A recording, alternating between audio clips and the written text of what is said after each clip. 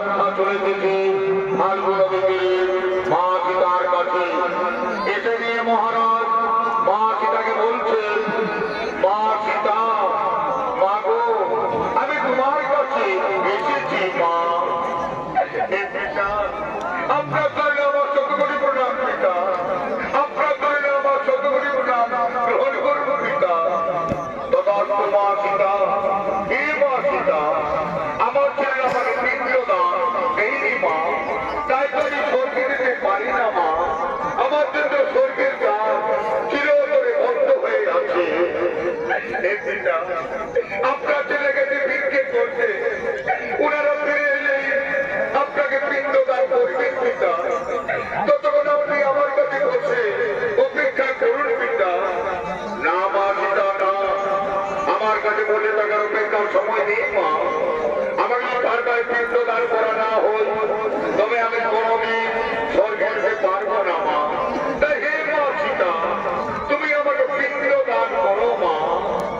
হে পিতা, আজকে আমার কাছে কিচ্ছু নেই পিতা, আজকে আপনার পুত্রবধূ বিকারিণী, আমি আপনাকে কিসের পিণ্ড দান করবো পিতা? হে মা সীতা, তুমি আমাকে ফাল্গুনবতীর বাড়ির পিণ্ড দান করো মা। আমি সেই বাড়ির পিণ্ড খেয়ে এক্ষুনি চলে যাব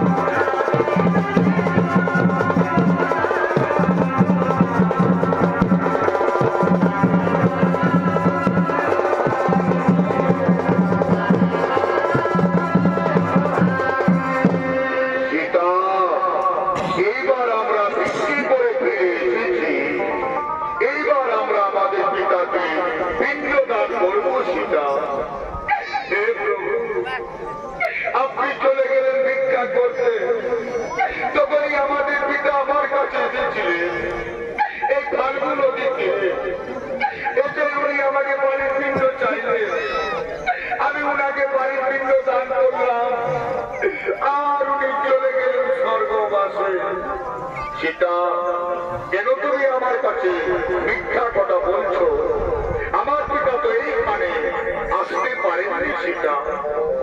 না না প্রভু, না, আমি মিথ্যে কথা বলিনি প্রভু।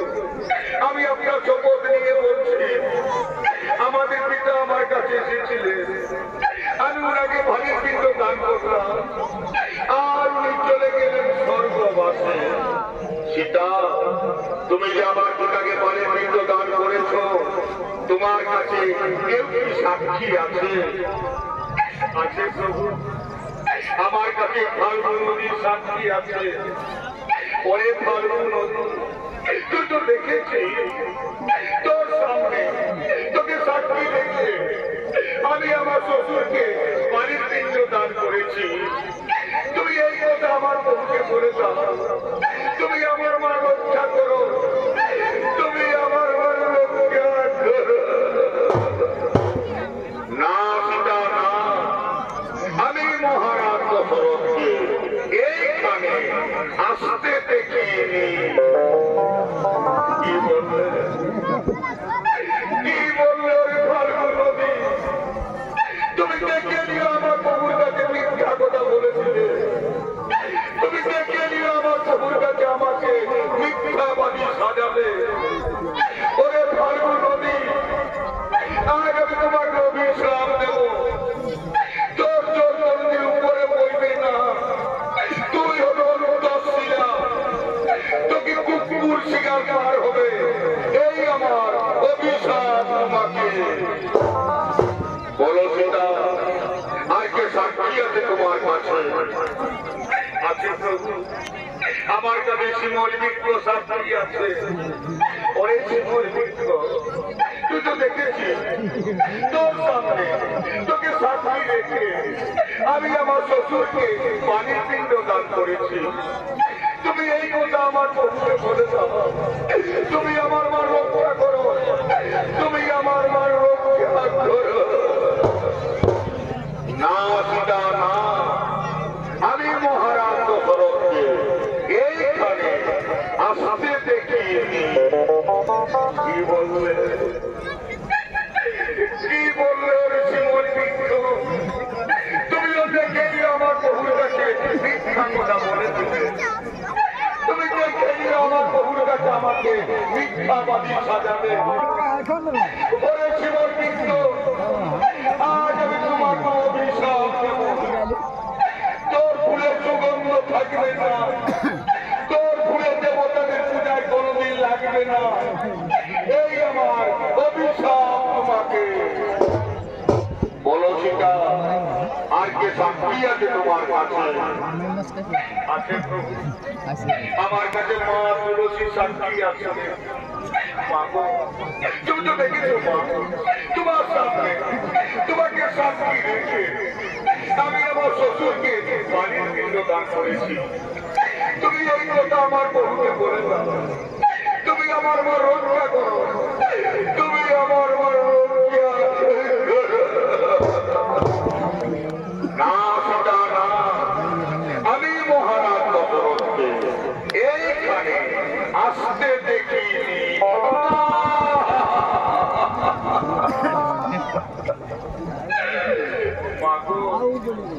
তুমিও মিথ্যা কথা বলে দিলে মা, তুমি দেখে নিয়ে আমার প্রভুর কাছে মিথ্যা কথা বলে দিলে।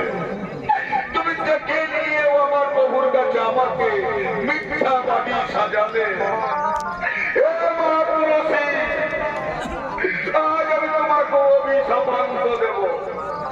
তোর কাছে কানে সেখানে পার হবে, তোমাকে কুকুর ঘৃণা করবে, এই আমার অভিশাপ তোমাকে।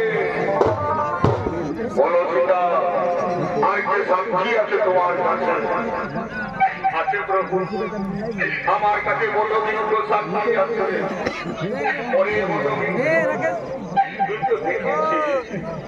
তোর সামনে তোকে সাক্ষী রেখে আমি আমার শ্বশুরকে পানির পিণ্ড দান করেছি। তুমি এই কথা আমার প্রভুকে বলে দাও, তুমি আমার মা রক্ষা করো, তুমি আমার মা রক্ষা করো। হে মা সীতা, হে প্রভু রামচন্দ্র, আপনি চলে গেলেন ভিক্ষা করতে, তখনই আপনার পিতা মহারাজ এসেছিলেন ফাল্গু নদী তীরে। এসে নিয়ে মহারাজ মা সীতাকে বাড়ির বৃন্দ চাইলেন। মা সীতা মহারাজকে বাড়ির বৃন্দ দান করলেন। তখনই মহারাজ চলে গেলেন স্বর্গবাসে। এটা আমি নিজের চোখে দেখেছি প্রভু, আমি যখন কোন মিথ্যা কথা বলিনি প্রভু। মা সীতা যা বলেছে তা সম্পূর্ণ সত্য ঘটনা প্রভু।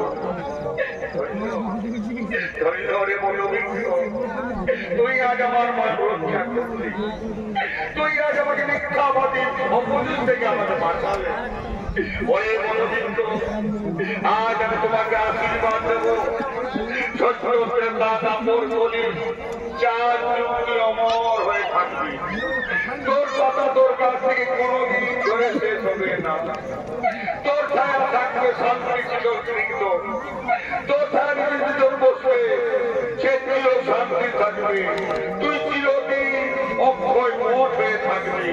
এই আমি তোমাকে আশীর্বাদ দান করলাম প্রভু। এবার তার মিথ্যে বলিনি প্রভু, এবার আমি মিথ্যে বলিনি। উঠো সীতা, আমি প্রমাণ করলাম সত্য তুমি আমার পিতাকে বাড়ির পিণ্ড দান করেছ। তাই নারী হয়ে জগতের মুখে পিণ্ড দানের খ্যাতি যুগে যুগে মানবের মুখে অমর হয়ে থাকবে। এই আমি তোমাকে আশীর্বাদ দান করলাম। শুনো সীতা, শুনো ভাই লক্ষণ, এইবার আমরা চিত্র পর্বত ছেড়ে চলে যাব পঞ্চকোটি বনে।